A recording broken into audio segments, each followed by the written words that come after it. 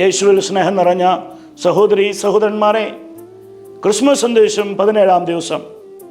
ഇന്ന് നാം ധ്യാനിക്കുന്ന വിഷയം ദൈവത്തിൻ്റെ വാഗ്ദാനങ്ങൾ തീർച്ചയായും നിറവേറും. യേശുവിൻ്റെ ജനനം അതിന് ഒരു തെളിവാണ്. യേശുവിൻ്റെ ജനനത്തിലൂടെ നൂറ്റാണ്ടുകൾക്ക് മുമ്പ് കർത്താവ് അരുളി ചെയ്ത പല കാര്യങ്ങളും നിറവേറി.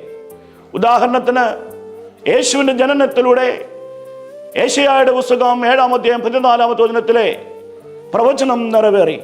കന്യക ഗർഭം ധരിച്ച് ഒരു പുത്രനെ പ്രസവിക്കും, അവൻ ഇമ്മാനുവേൽ എന്ന് വിളിക്കപ്പെടും എന്ന പ്രവചനം യേശുവിൽ നിറവേറി.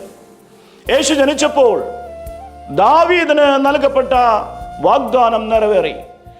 നിന്റെ വംശത്തിൽ നിന്ന് എന്നും ഒരു രാജാവ് ഉണ്ടായിരിക്കും, നിന്റെ സിംഹാസനം ഞാൻ ശാശ്വതമായി സ്ഥാപിക്കുമെന്ന് നൂറ്റാണ്ടുകൾക്ക് മുമ്പ് കർത്താവ് ദാവീദിന്റെ വംശത്തോട് ചെയ്ത വാഗ്ദാനം യേശുവിൽ നിറവേറി. ഇങ്ങനെ നോക്കുമ്പോൾ നൂറ്റാണ്ടുകൾക്ക് മുമ്പ് കർത്താവ് അരുളി ചെയ്ത കാര്യങ്ങൾ യേശുവിൻ്റെ ജനനത്തിലൂടെ നിറവേറി. അങ്ങനെയെങ്കിൽ ഈ ക്രിസ്മസ് നമ്മോട് പറയുന്ന ഒരു കാര്യം, ദൈവത്തിൻ്റെ വാക്കുകൾ തീർച്ചയായും നിറവേറും. പരിശുദ്ധ അമ്മയോട് ദൈവദൂതൻ ഈ വാക്കുകൾ പറഞ്ഞപ്പോൾ പരിശുദ്ധ അമ്മ വിശ്വസിച്ചു എന്നതാണ് പരിശുദ്ധ അമ്മയുടെ ഏറ്റവും വലിയ ഭാഗ്യം.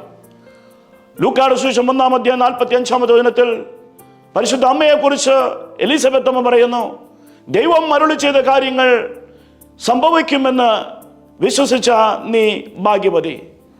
പ്രിയ സഹോദരി സഹോദരന്മാരെ, നമ്മുടെ ജീവിതത്തിലും ദൈവത്തിൻ്റെ വാക്കുകൾ നിറവേറുമെന്ന് നമ്മൾ വിശ്വസിക്കണം. ദൈവത്തിൻ്റെ ഒരു വാഗ്ദാനവും വെറുതെ പോകില്ല. ദൈവത്തിൻ്റെ വാഗ്ദാനങ്ങൾ നമ്മുടെ ജീവിതത്തിൽ നിറവേറും. വിശുദ്ധ ഗ്രന്ഥത്തിലെ ഓരോ വാക്കും നമ്മുടെ ജീവിതത്തിൽ നിറവേറും. നമുക്ക് തമ്പുരാൻ നൽകിയിട്ടുള്ള എല്ലാ വാഗ്ദാനങ്ങളും നിറവേറും. അതിനുള്ളൊരു തെളിവാണ് ക്രിസ്മസ്.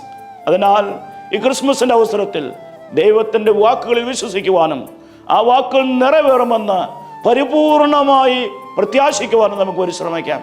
അങ്ങനെ വിശ്വാസത്തോടും പ്രത്യാശയോടും കൂടെ നമുക്ക് മുമ്പോട്ട് പോകാം.